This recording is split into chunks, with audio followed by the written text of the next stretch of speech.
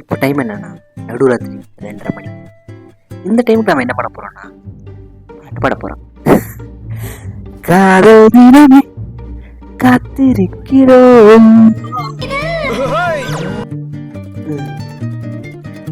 காதல் தினமே. அதாவது விஷயம் இல்லை கைஸ், நாளைக்கு வேலண்டைன்ஸ் டே.